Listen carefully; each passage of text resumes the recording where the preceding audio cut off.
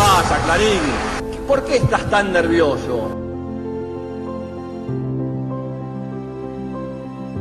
Lo que hoy soy yo, como, no sé si como periodista, por ahí sí, pero sobre todo como persona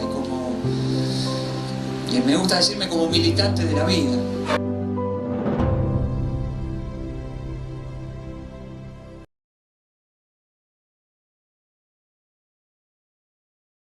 Lo conocí cuando fue a comprar con la mamá una casa en Aedo. Era chico todavía, no sé cuán chico, pero era chico todavía.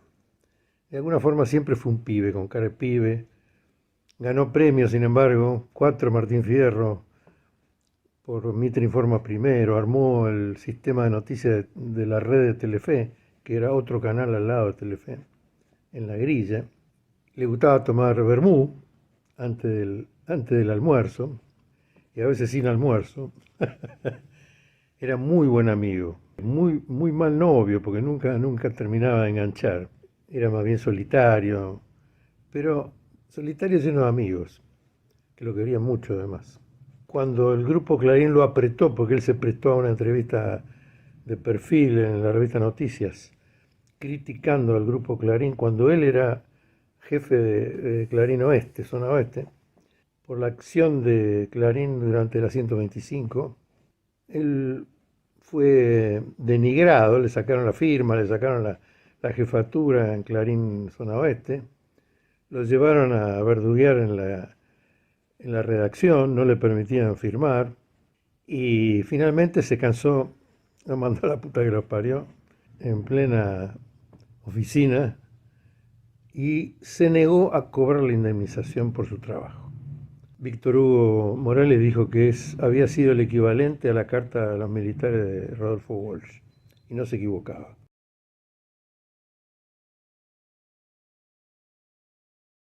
Claudio Díaz no solamente fue un escritor, un investigador, un periodista, fue un extraordinario compañero, un magnífico ser humano que siempre caminó en dirección a sus convicciones. Fue de los pocos que hace ya casi 20 años él se animó a confrontar con el grupo mediático más importante de toda la América Morena, que es el Grupo Clarín, cuando él en la 125 renunció diciendo que no le estaban diciendo la verdad al pueblo y que tomaba parte por un sector que no era precisamente el gobierno nacional y popular de aquel entonces. Claudio Díaz escribió, entre otras cosas, el Manual del Antiperonismo Ilustrado, un maravilloso y hermoso libro para leer para todos aquellos que somos peronistas y para los que no son también. Escribió Diario de Guerra, Clarín el engaño, cuando muy pocos se atrevían. Y lo último que tengo en mis manos es la historia del movimiento obrero argentino, con quien tuve el gusto y el placer de compartir en la querida provincia austral de Chubut un encuentro dando una charla allí en el Teatro Español de la mano de los compañeros camioneros y otras organizaciones sindicales, y ahí compartimos con él, como otras veces, una hermosa charla sobre la historia del movimiento sindical argentino.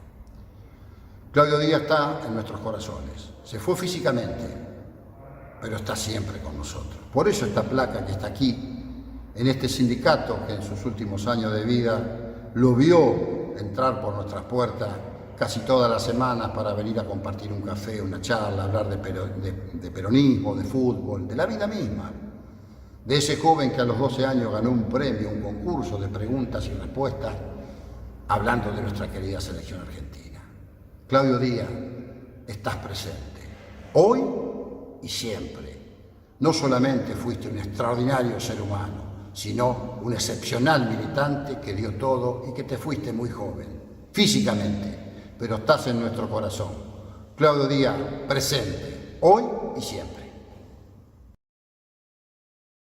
En esa obra del 2006, con la colaboración del extinto también Enrique Manson, se propone criticar por derecha y por izquierda, desde Juan José Sebrelli hasta Mariano Grondona, pasando por Marcelo Longobardi o Joaquín Morales Solá, todas las consignas que denostan al peronismo y al movimiento obrero que van desgranando en todo ese tiempo. En ese libro se vuelcan todas las acciones del primer peronismo, la lucha en la resistencia peronista, cómo se conformó el movimiento obrero argentino, que después lo va a desarrollar una obra específica desde el inicio de la CGT en los 30, pasando por el peronismo, la resistencia, la lucha contra la dictadura, los paros y acciones de Saúl Ubaldini y cómo Hugo Moyano congregó en esos años esa lucha desde los primeros movimientos sindicales, pasando por la creación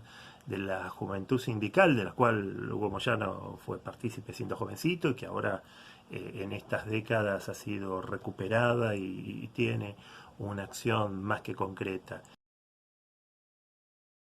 Recuerdo cuando publicó su libro Diario de Guerra, Clarín, el gran engaño argentino, de Editorial Gárgola. Él me dijo, bueno, este libro ya lo tenía apalabrado, pero estoy preparando un texto realmente que quiero que lo publique Fabro. Es un libro que va a clarificar un poco la historia del movimiento obrero.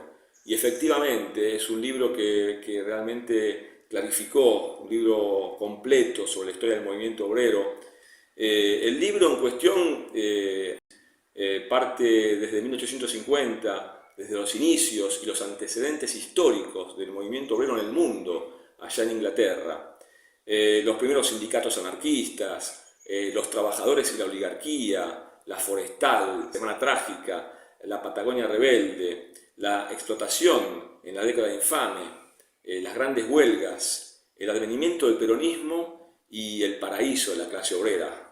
La resistencia en la lucha de las fábricas, la muerte de Perón, Isabel, las divisiones en la CGT, las huelgas a la dictadura, la democracia de mercado y los ajustes, el menemismo y el surgimiento del MTA, y al inicio del siglo con el surgimiento de la corriente sindical peronista. En fin, Claudio es un libro realmente que abarca absolutamente toda la historia del movimiento obrero y que realmente vale la pena tenerlo en la biblioteca para dilucidar nuestra historia sindical argentina.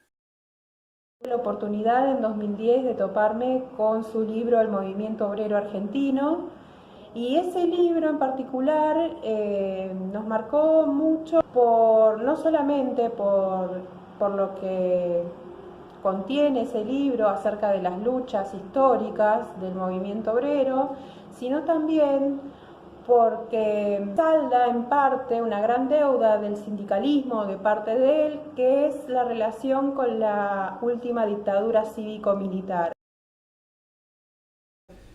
Para nosotros, que estábamos en un proceso de formación política en aquel momento muy acelerada, bueno, Claudio realmente era una persona muy interesante porque, claro, era una persona que había conocido Clarín desde adentro y conocía mucho del oficio, y junto con otras personas que en la época iban apareciendo, que ya existían de antes, pero tomaban relevancia en aquel momento. Pienso en José Carbonelli, que fue delegado de Canal 13 cuando fue el proceso de privatización, cuando fue concesionado por el menemismo, y todo el daño que le hicieron los trabajadores y otra gente más.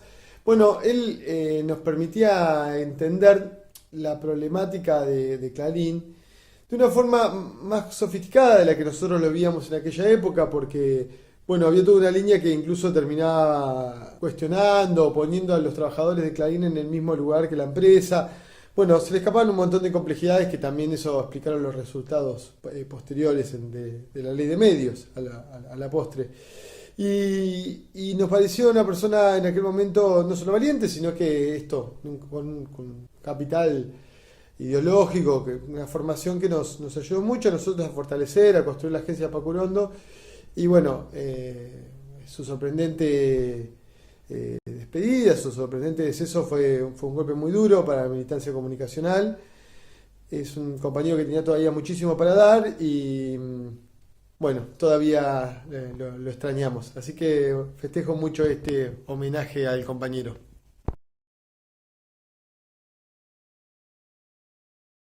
Fue en un hotel de Entre Ríos. Teníamos que elegir cada cual su habitación y él eligió una de la planta baja para evitar la escalera que conducía al primer piso. Le dolía mucho la pierna, por eso esa opción casi obligada. Yo le hice una broma. ¿Por qué no tomás Vicodin, como el Dr. House de la serie televisiva? Y se lo tomó en serio, Claudio. Y me dijo, a ver, ¿cómo se llama eso? Le digo, no, te estoy haciendo simplemente una broma. Estas cosas se consultan con el médico. Pero claro, ya lo estaba molestando y mucho ese dolor.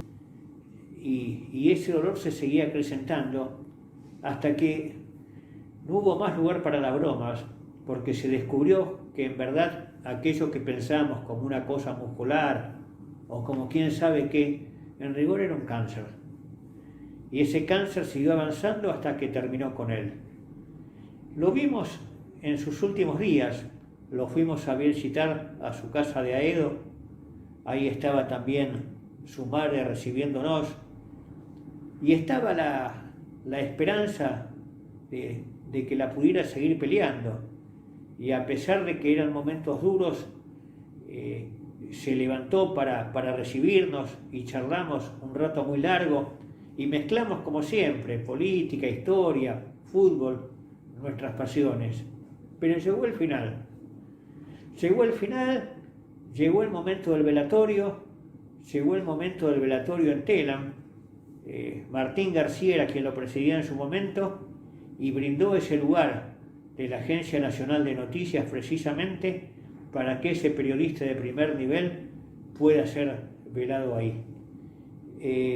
Tuve el honor, tristísimo, pero el honor al fin, en medio del dolor, de ser uno de los que sacó el cuerpo de Claudio en el cajón para llevarlo al coche que lo conduciría hasta el cementerio de Morón.